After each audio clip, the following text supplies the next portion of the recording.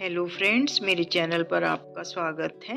आंतरिक सत्ता जागृत होने का प्रथम परिणाम क्या होता है, आज हम इस बारे में बात करेंगे। आज का विषय है आंतरिक गति का पहला परिणाम। इस विषय को मैंने अखिल भारतीय पत्रिका अग्निशिखा से लिया है। तो आइए शुरू करते हैं।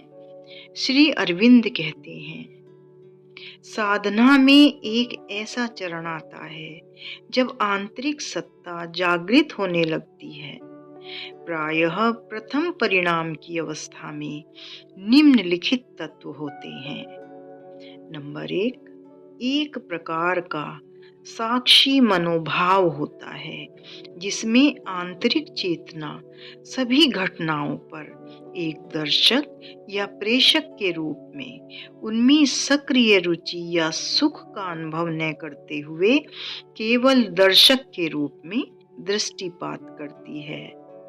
नंबर 2, एक तटस्थ समता का भाव होता है जिसमें न हर्ष होता है न विषाद, केवल स्थिरता होती है।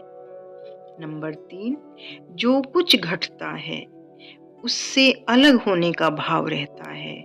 तुम उसे देखते जरूर हो लेकिन उसका भाग नहीं बन पाते।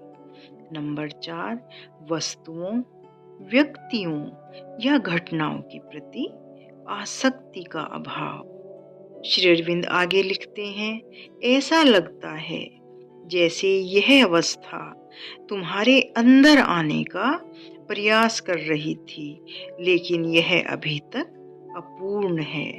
उदाहरण के लिए, इस अवस्था में नंबर 1, जब लोग बातचीत करें तब जुगुप्सा या अधीरता या क्रोध नहीं होना चाहिए, केवल हो उदासीनता तथा आंतरिक शांति और नीरवता।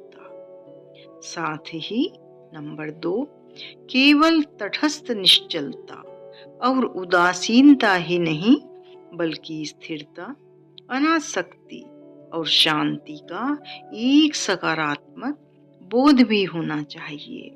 नंबर 3, शरीर से बाहर नहीं जाना चाहिए जिससे कि तुम यह जान ही न पाओ कि क्या हो रहा है या तुम क्या कर रहे हो। ऐसा बोध हो तो हो सकता है कि तुम शरीर नहीं हो बल्कि कुछ और हो। यह अच्छा है, किंतु तुम्हारे अंदर या तुम्हारे चारों ओर क्या हो रहा है उस सब की पूरी जानकारी होनी चाहिए। इसके अतिरिक्त यह अवस्था यदि पूर्ण हो तब भी एक अंतर्वर्ती चरण है।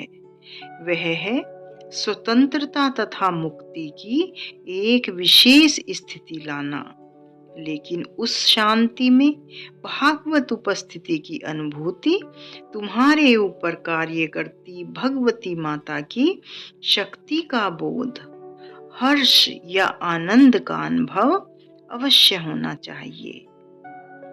श्री अरविंद लिखते हैं, यदि तुम हृदय के साथ साथ मस्तक में भी एकाग्र हो सको तब ये चीजें अधिक आसानी से आ सकती हैं। श्री अरविंद आगे लिखते हैं, यह आंतरिक गति अनेक विभिन्न रीतियों में आती है और कभी कभी एक जटिल अनुभूति होती है जिसमें पूरी तरह छलांग लगाने के सभी चिन्ह सम्मिलित होते हैं।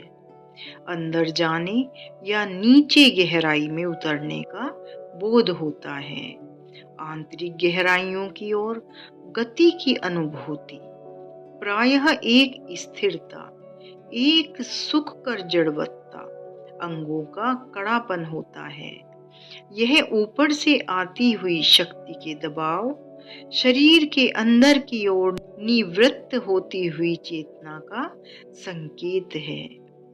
वह दबाव एक प्रकार के दृढ़ तथा शांत स्वतः स्फूर्त आसन में आंतरिक जीवन को अचल अवलंब देने के लिए शरीर को स्थिर बनाता है।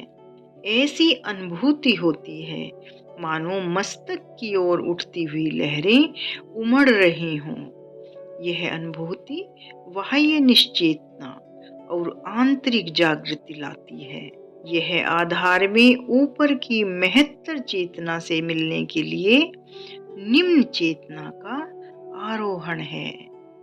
फ्रेंड्स, आज के लिए बस इतना ही। मिलते हैं अगले वीडियो में एक अन्य विषय के साथ। जय श्री कृष्णा।